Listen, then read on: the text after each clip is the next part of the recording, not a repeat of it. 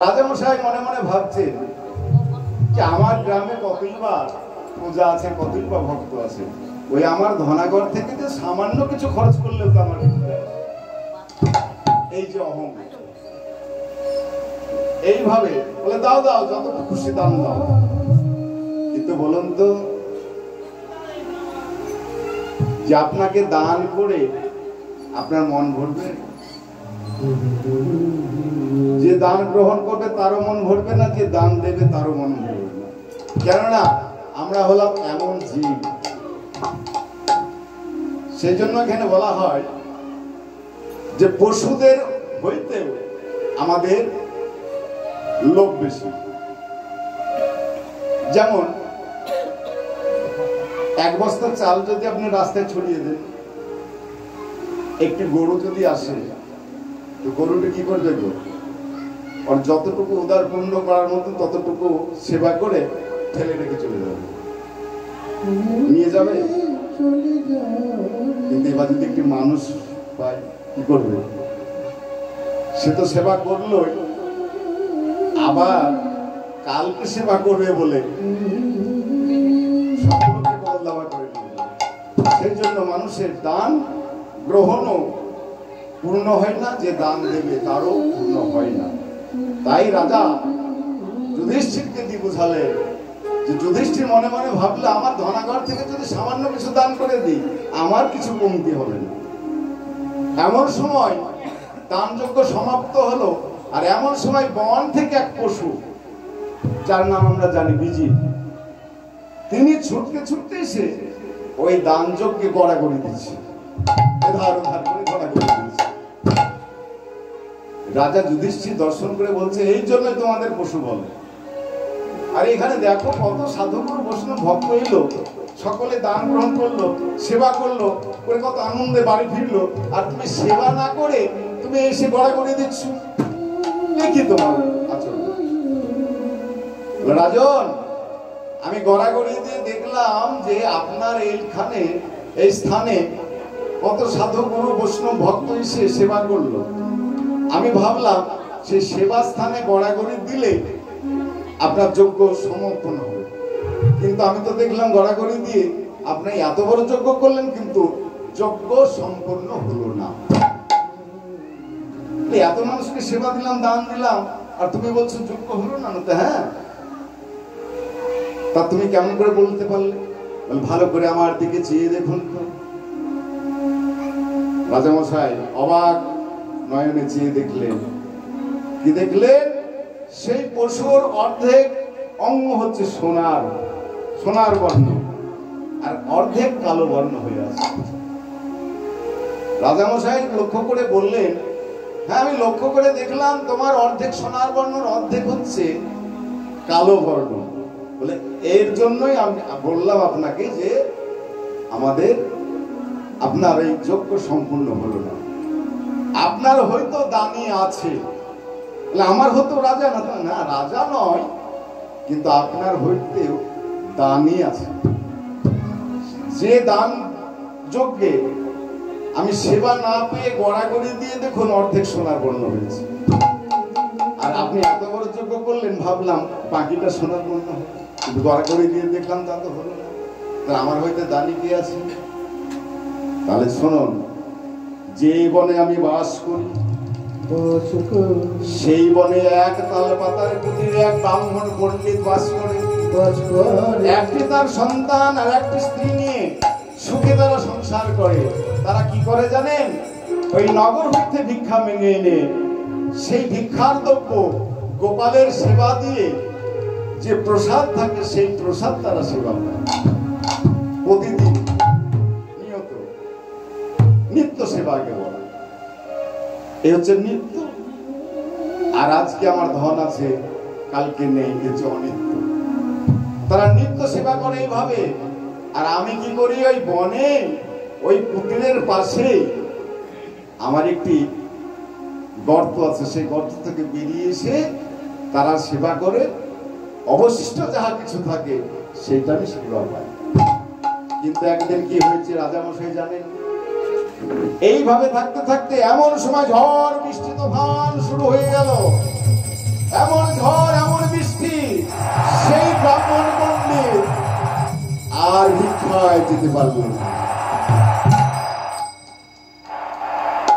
এইভাবে তারা 7 দিন অনাহারে আছে, ভিক্ষায় যেতে পারলো না, গোপাল সেবাও হলো না, তারাও সেবা পেল না, আমিও সেবা পেলাম না।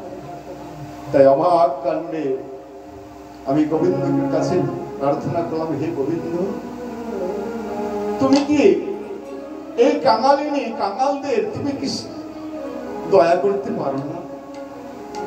কেন এত কষ্ট দাও? তার জন্য তুমিও তো কষ্ট পাচ্ছ, তুমিও তো সেবা পাচ্ছ না। এমন ভাবে থাকতে থাকতে তার সেই শিশু সন্তানটি মায়ের কাছে কেঁদে উঠলেন। মাকে কেঁদে কেঁদে বললে, মা মা বলে শিশু কাঁদিতে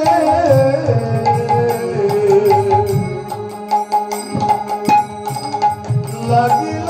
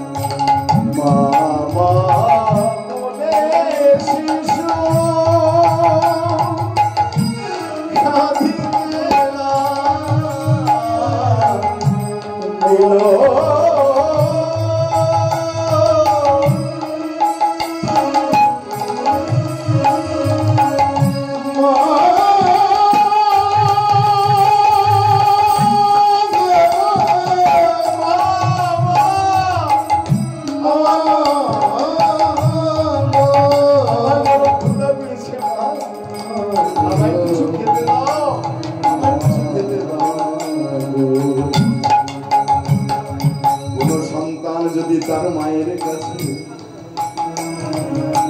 কিছু খাওয়ার জন্য কেঁদে উঠে, কোন জননী স্থির থাকতে পারবে না। সেই সন্তানের বদলে চাইছেন আর বলছেন, হে গোবিন্দ, তুমি কি আমার সন্তানের বদলে এক মুঠো অন্ন দিতে পারো না? আমার সন্তানের কান্না এটা আমি সহ্য করতে পারছি না। যেই না গোবিন্দকে স্মরণ করেছে, হঠাৎ মনে পড়ল একবার গৃহের ভিতরে গিয়ে দেখি গোবিন্দের নাম করে কিছু পাই না, পাই কিনা। আচ্ছা বলুন তো মায়েরা, এখনো মনে হয় সেই নিয়ম মায়েদের কিছু আছে, তাই গো মা? যে পাত্রে আপনি যে দ্রব্য রাখেন, চাল হোক কম হোক, সম্পূর্ণ খালি করে না, কিছুটা লাগিয়ে রাখেন। একবারে আমাদের ঠাকুরদা এবং ঠাকুমারা বলতেন যে পাত্র খালি করে থাকতে নেই, রাখতে নেই, ঠিক না বেঠিক? আর এটা কোথা থেকে এসেছিল? দ্রৌপদীর কাছ থেকে এসেছিল। এই প্রথাটা দ্রৌপদীকে দর্শন দেখে মানুষের এই শিক্ষাটা নিয়েছিলেন। এরা দ্রৌপদীও একটু বড়ে একটি পাত্র পেয়েছিল, ভগবান তিনি পাত্রটি দিয়েছিলেন সূর্যদেব যখন ওরা বনবাসে গিয়েছিল। তখনই সেই সূর্যদেব দ্রৌপদীকে একটি পাত্র দিয়েছিলেন, দিয়ে বলেছিলেন, দ্রৌপদী এই পাত্রে তুমি রান্না করবে, যতটুকুই হোক রান্না করবে, রান্না করে সবাইকে সেবা দিবে, তুমি যতজনকে সেবা দাও না কেন সেবা হবে, সেবা পাবে, কিন্তু অবশেষে তুমি সেবা করবে, আর তুমি সেবা করবার পর আর কেউ পাবে না। সেই জন্য মায়েদের নিয়ম আছে যে আগে সংসারে সকলকে সেবা দেয়, অবশেষে সেবা করে। তাই তিনি কি করেছিলেন, একদিনকে এইভাবে সেবা হয়ে গেছে, দ্রৌপদী সেবা করেছে, আর এদিকে দুর্যোধন তিনি সেই দুর্বাসা মুনিকে বললেন, হে দুর্বাসা মুনি, আপনি তো খুব তেজস্বী। তিনি বললেন যে আমরাও যেমন আপনার শিষ্য, তেমনি রাজা যুধিষ্ঠির এরাও তো, তাহলে আপনি তাদের কাছে যাবেন না, তাদেরকে আশীর্বাদ করতে? জানছে তারা বনবাসে আছে, সেবা দিলে কেমন করে? কেন দুর্বাসার মুনি 10,000 তার ভক্ত, 10,000 তার শিষ্য সকল সময় একসঙ্গে থাকে। বলে ঠিক আছে, আমি আমার সেই শিষ্যদের কাছে যাব। এইবার দুর্বাসা মুনি চলে এলেন সেই বনবাসে, এসে বললেন, ওই যুধিষ্ঠির বলো, আজ আমি তোমাদের কাছে সেবা করতে চাই। সেবা করতে চাই? ভীম অবাক হয়ে দেখলেন, অর্জুন অবাক হয়ে দেখলেন যে এই 10,000 তার ভক্ত, 10,000 তার শিষ্য, তাদেরকে আমি সেবা দেবো কেমন করে? কিন্তু একমাত্র দ্রৌপদী জানতো এই ব্যাপার। আর জানতো কে? রাজা যুধিষ্ঠির। সে তো জানে যে দ্রৌপদীর সেবা হয়ে গেছে, আর কি করে সেবা দেবে? হঠাৎ ছুটতে ছুটতে গিয়ে দ্রৌপদী গিয়ে বললেন, দ্রৌপদী, হে কৃষ্ণে, এইবার কি করব? এই যে 10,000 তার ভক্ত, কেমন করে সেবা দেব? আর সেবা যদি দিতে না পারি তাহলে তো অভিশাপ করবে, অভিশাপ করলে আমাদের মৃত্যু হবে।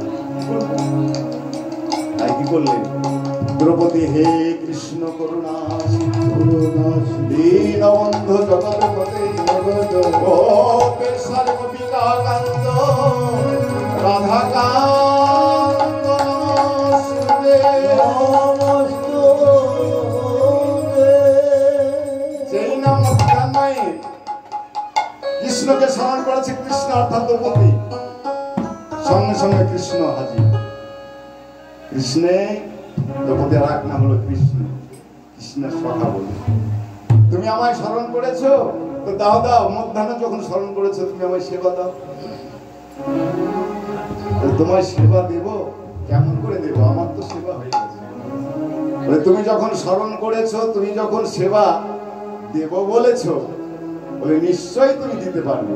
ভালো করে পাত্র চেয়ে দেখো। পাত্র চেয়ে দেখলেন একটি দানা, একটি শাকন্য কোনায় লেগে আছে। ওই তো, তাহলে এক কাজ করো, ওই সেবাটাই আমায় তুমি দাও। আমার সেবা দিলেই আমার ভক্তের সেবা হয়ে যাবে। যেই না গোবিন্দ সেই এক দানা সেবা করলেন, সঙ্গে সঙ্গে 10,000 সৈন্য সমেত ওই ঋষির উদর পূর্ণ হয়ে গেল। সেই দিন থেকে প্রথা হলো যে অন্ন পাত্র খালি করে রাখতে নেই। তাই মায়ের মনে পড়লো, গিরের ভিতরে গিয়ে দেখলেন কয়েকটি হাড়ি খুঁজে এক মুঠো ছাতু পেলেন। সেই ছাতুটি এনে কলার পাত্রে মেখে একটি লাড্ডু তৈরি করলেন। কিন্তু গোপালকে সেবা না দিয়ে তো সেবা করলেন।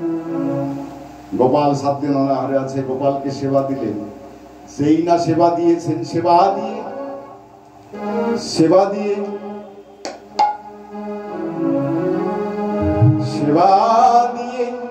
গোপালকে বলে, হে গোপাল, তুমি সেবা করো, তোমার প্রসাদ পেয়ে আমাদের উদর পূর্ণ হবে, আমাদের জীবন ধন্য হবে।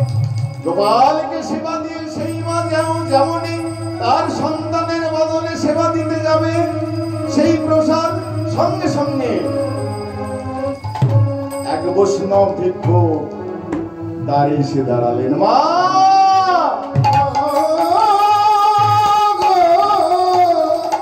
আমিও যে 7 দিন অনাহারে আছি, মা, আমায় কিছু সেবা দাও, আমিও 7 দিন অনাহারে আছি। মা, জননী বিপদে পড়লেন, হে গোবিন্দ, আমি কিনা কেমন করে আমার সন্তানের বদনে দেব, তাই বৈষ্ণবকে সেবা দেব, আমি কি করব? সন্তান বললেন, মা গো, আমি তোমার বদনে শুনেছি, তোমার বদনে আমি শুনেছি মা, তোমার বদনে আমি শুনেছি মা, তোমার যে অতিথি মানে যে ভিখারি, যে ভিক্ষুক দাঁড়িয়ে আসে সে নাকি নারায়ণ, সেই নারায়ণকে সেবা না দিয়ে তুমি গোপালের সেবা দিলে, সেই নারায়ণকে সেবা না দিয়ে তুমি আমায় দিলে কেমন করে? তুমি তার সেবা দাও মা। এইবার মা কি করলেন? সন্তানের মদনের কথা শুনে সেই বৈষ্ণব ভক্তকে সেবা দিলেন। তাই গৌর হরি বল। তাহলে কি হলো? ভগবান শ্রীকৃষ্ণের সেবা হলো, প্রসাদ হলো, সেই প্রসাদ বৈষ্ণব সেবা করলো। সেই বৈষ্ণবের উচ্ছিষ্ট যাহা কিছু ছিল, তখন তিনজনে অর্থাৎ পিতা, স্ত্রী এবং সন্তান মিলে সেই কিঞ্চিত কৃষ্ণ নাই নম বলে তারা সেবা করলেন। সঙ্গে সঙ্গে উদার পূর্ণ হয়ে গেল। সন্তান বলে, মা এটা সামান্য প্রসাদে আমার উদর পূর্ণ হয়ে গেছে, আর আমার ক্ষুধা নেই। তাই কি হলো? প্রসাদ হইতে মহাপ্রসাদ। আগে গোবিন্দের সেবা, তারপরে বৈষ্ণবের সেবা, সেই বৈষ্ণবের উচ্ছিষ্ট করল ভক্ত সেবা, সেই ভক্ত সেবার উচ্ছিষ্ট যাহা কিছু তাই ধোলা গুনায় পড়ে রইল। সেই বীজির বন থেকে বেরিয়ে সেই রাজামশাইকে বলছি, হে রাজন, আমি বন থেকে বেরিয়ে দেখলাম আমার আর সেবা করবার কিছু নেই। কেননা আমি চেয়ে দেখলাম ওই কলার পাত্রে কিছু কিছু ছাতকোনা লেগে রয়েছে, সেবা করা যাবে না। তাই আমি কি করলাম জানেন? সেই গোবিন্দের নামে করে গড়াগড়ি দিলাম গো।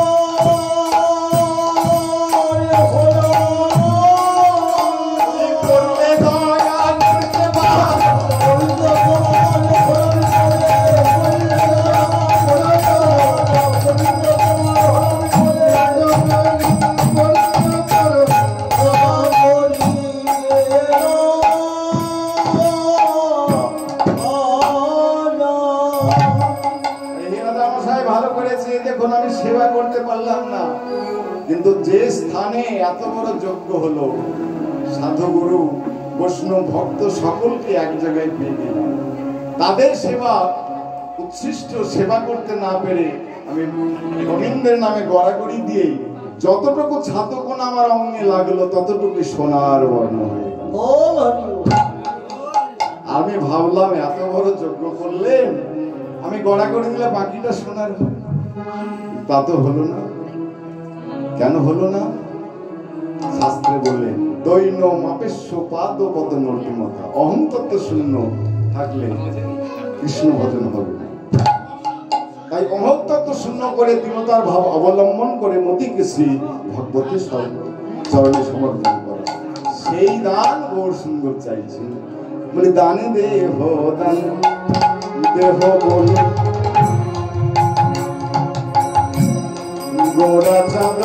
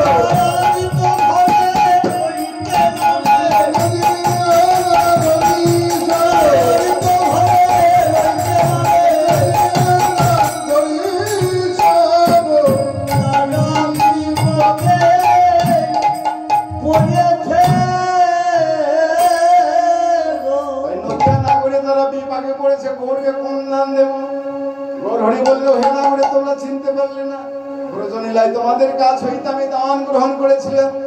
ভালো করে মনে করে দেখো, কৃষ্ণ অবতারে আমি সাধিয়াছি দান, আর সেবা করল মনে বসু ঘোষে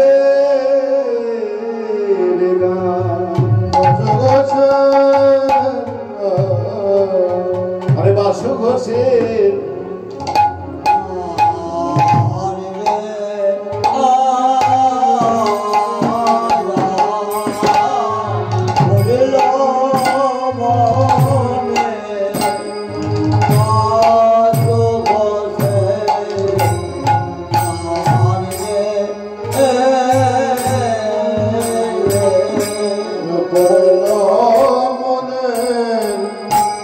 বাঁচো ঘোষে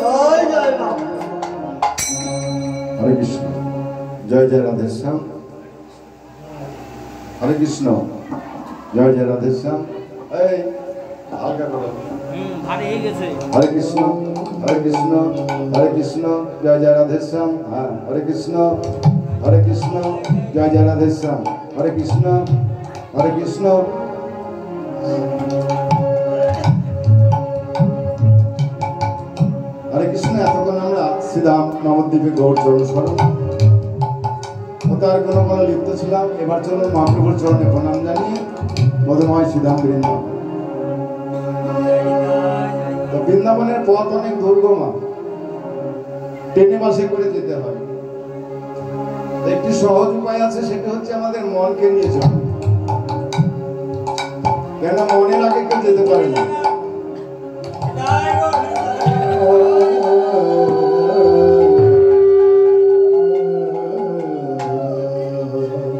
এখন আমাদের নিজে নিজে মনকে নিয়ে যায়, কেননা মনের আগে কেউ যেতে পারে না।